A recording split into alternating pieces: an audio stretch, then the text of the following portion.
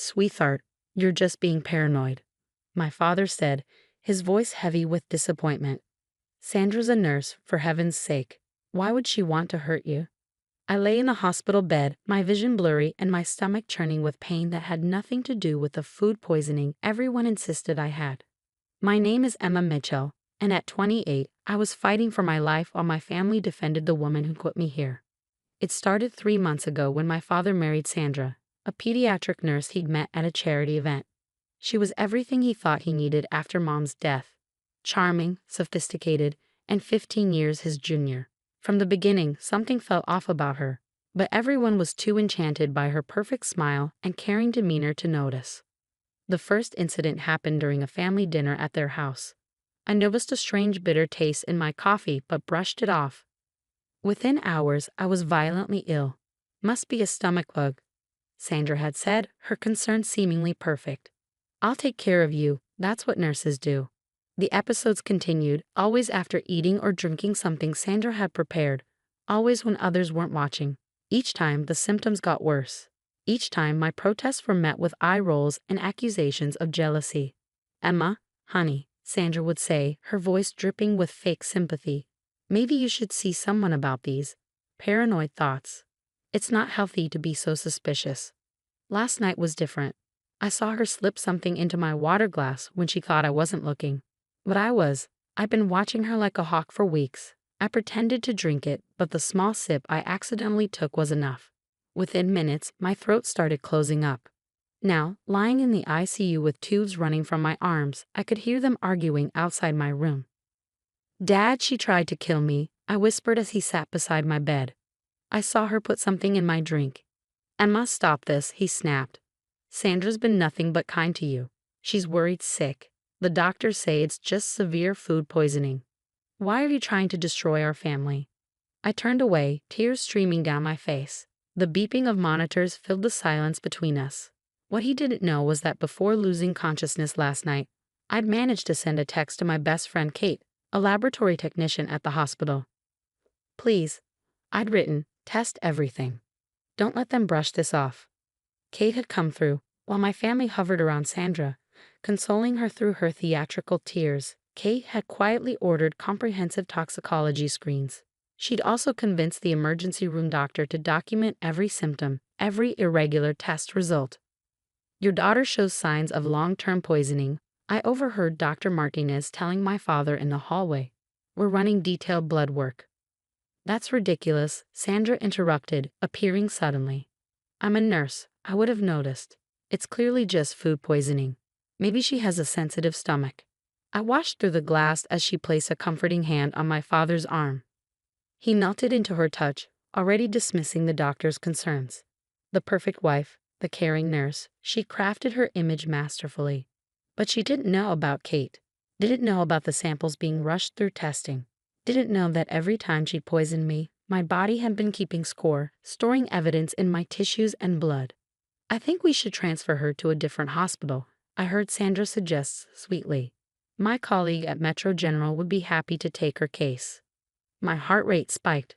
She was trying to move me before the test results came back, before her carefully constructed facade could crack. "That won't be necessary," Dr. Martinez said firmly. "We have all the equipment we need here." I closed my eyes, pretending to sleep as Sandra entered my room. I could feel her presence, hear her soft footsteps approaching my bed. "Oh, Emma," she sighed loudly enough for anyone passing to hear. "I wish you'd stop this attention-seeking behavior. It's so hard on your father." The monitors caught the acceleration of my heart rate, but nobody noticed how her words held a threat beneath the concern. Nobody except me. As she left, I grabbed my phone with trembling hands and texted Kate. "How much longer for the results?" Her response made my breath catch. "Tomorrow morning. Hold on, Em. We've got her." I stared at the ceiling, counting the hours. Tomorrow couldn't come soon enough. Sandra had no idea that her perfect crime was about to unravel, that her role as the caring nurse was about to transform into something much darker. Outside my room, I could hear my father consoling Sandra, apologizing for his troubled daughter's accusations. Soon, he would learn just how wrong he was about everything. The night stretched ahead, filled with beeping monitors and hourly vitals checks. Each time a nurse entered, one I didn't know and trust. I watched them carefully, afraid Sandra might try something more desperate. But for now, all I could do was wait, knowing that somewhere in the hospital's laboratory, the truth was finally coming to light. The morning brought chaos. I woke to raised voices in the hallway, the sharp tone of Dr. Martinez cutting through Sandra's practiced sobs. These levels are impossible in cases of food poisoning, the doctor was saying. The toxicology report shows significant amounts of antifreeze compounds and prescription medications in her system, built up over months. That's absurd. Sandra's voice cracked perfectly. I'm a nurse, I would never. A nurse, Kate interrupted, her voice steady, who had access to these medications. The blood work shows a pattern of systematic poisoning, not a single incident. I pressed the call button, and within moments, Dr. Martinez entered my room, followed by Kate, my father, and Sandra. The look on my father's face made my heart ache, confusion, disbelief, and the first traces of terrible realization. Emma, Dr. Martinez began, we have your test results. The toxicology report shows. This is ridiculous, Sandra cut in. She's obviously been doing this to herself to frame me. She's been jealous since day one. My father's face paled. Self-poisoning? Emma, would you really? The pattern of poisoning, Kate interjected firmly, corresponds exactly with family dinners and visits to your house. We have documentation of each hospital admission, each mysterious illness. The concentrations in her tissue samples tell a clear story. Sandra's perfect mask began to crack. You can't prove anything. I'm a respected medical professional. Who would believe? The police would, Dr. Martinez said quietly, which is why they're on their way. The change in Sandra was instant and terrifying. Her sympathetic smile twisted into something ugly. You ungrateful little brat, she hissed at me. I tried to do this quietly, give you a dignified exit, but you just wouldn't die. My father stumbled backward as if physically struck. Sandra, what are you saying? Your precious daughter, she spat, standing in the way of everything. Do you know what your will says, David? Everything goes to her. Everything. I wouldn't get a penny. The room fell silent except for the steady beeping of monitors. My father's face had gone from pale to ashen. You married me for money. Of course I did, Sandra laughed, a horrible, hollow sound. You think I wanted a man twice my age, but your perfect little Emma had to ruin everything. Couldn't just get sick and die like she was supposed to. 2 police officers appeared in the doorway, summoned by Kate's silent signal. Sandra's eyes darted around like a trapped animal's. Mrs. Mitchell, one officer started. That's not my real name, Sandra sneered. You think David was my first? Rich men with grown daughters are so vulnerable. As the officers moved to arrest her, Sandra lunged toward my IV stand. Kate intercepted her, proving that years of kickboxing classes paid off. The officers quickly restrained Sandra, leading her away as she screamed threats and accusations. My father collapsed into the chair beside my bed, his head in his hands. Emma, I'm so sorry, he sobbed. I didn't believe you, my own daughter, and I didn't believe you. I reached for his hand, my own anger warring with compassion for his pain. You loved her, Dad. She knew exactly how to use that. Kate and Dr. Martinez quietly left us alone, though I knew they'd be back soon with more questions, more tests, more documentation for the case against Sandra. I should have seen it, my father continued. The way she always insisted on preparing your drinks, how she volunteered to nurse you when you got sick. I thought she was being kind. She was good at her act, I said softly. That's how she got away with it before. His head snapped up. Before. Kate did some digging, I explained. There are 2 other cases in different states. Rich men, dead daughters. She disappeared before anyone could prove anything. My father's face crumpled again, the weight of his mistake crushing him. I brought her into our lives. I gave her the chance to hurt you. I squeezed his hand. Dad, listen to me. She fooled everyone. Doctors, nurses, her colleagues. The only reason she didn't succeed was because of Kate and Dr. Martinez believing me. Outside the room, I could hear the buzz of activity as police officers interviewed staff, collected evidence, and built their case. Sandra's perfect plan had fallen apart, her history of similar crimes surfacing as detectives dug deeper. How can I ever make this right? My father asked, looking older than I'd ever seen him. Just believe me next time, I said, managing a small smile. And maybe let me pick your next girlfriend. He let out a wet laugh, clutching my hand tighter. We had a long way to go, my recovery, his healing, rebuilding our trust. But at least now we could start, with the truth finally exposed and Sandra's poisonous influence removed from our lives. The monitors beeped steadily, marking each moment of my survival, each breath that proved Sandra had failed. I was alive, and she was the one who would rot away, not from poison, but behind bars where she belonged.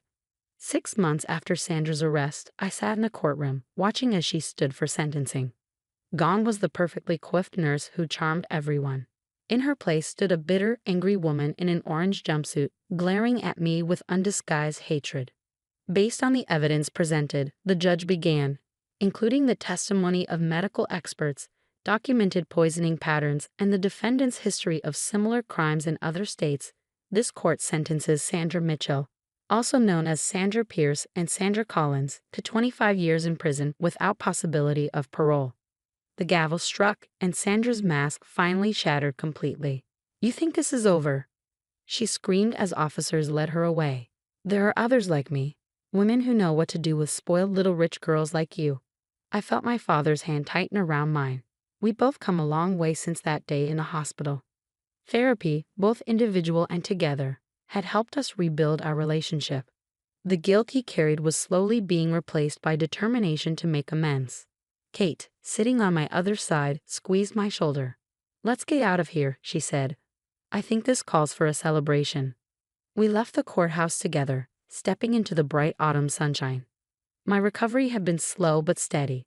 The lasting effects of the poisoning would require ongoing medical monitoring while I was alive. More than that, I was stronger. "I have something to show you both," my father said as we reached his car.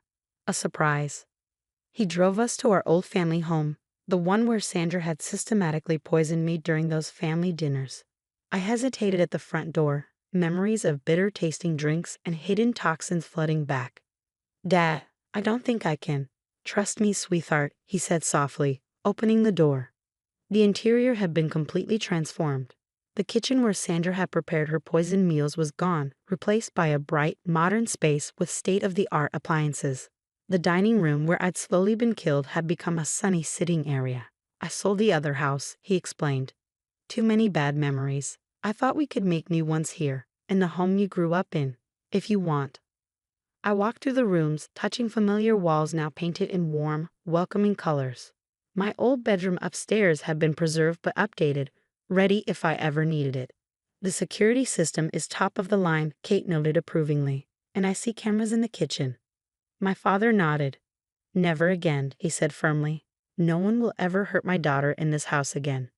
We ended up in the kitchen, where Kate immediately began examining the new coffee maker with its built-in water filter. My father pulled out 3 mugs, then hesitated. "Maybe we should stick to bottled water for now," he said uncertainly. I shook my head and stepped forward. "No, Dad, we can't live in fear forever. That's what Sandra would want." I prepared coffee for all of us, my hands steady as I poured. We sat at the new kitchen island, the afternoon sun streaming through windows that had once witnessed so much darkness. "I have news too," I said, pulling out my laptop. "Remember how the investigation found other families Sandra had destroyed?" They nodded, and I opened a document I'd been working on for months. "I started a foundation," I explained, "for victims of medical abuse and their families. We're going to help people recognize the signs, provide legal support, and connect them with trustworthy healthcare providers." My father's eyes filled with tears. "You're amazing, you know that? Taking something so horrible and turning it into help for others." "I had good examples," I said, smiling at both him and Kate. "People who taught me that the truth always comes out, and that healing is possible." Kate raised her coffee mug.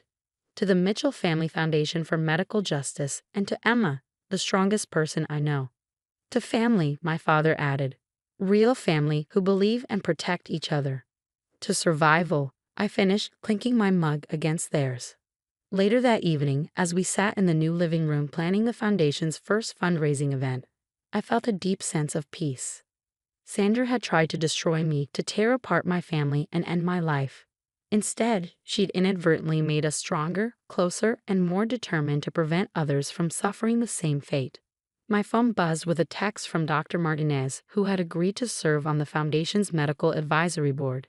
Just reviewed another case, she wrote. Thanks to your story, we caught it early. She's going to be okay. I smiled, showing the message to my father and Kate. This was how we won, not just by surviving, but by turning our survival into protection for others.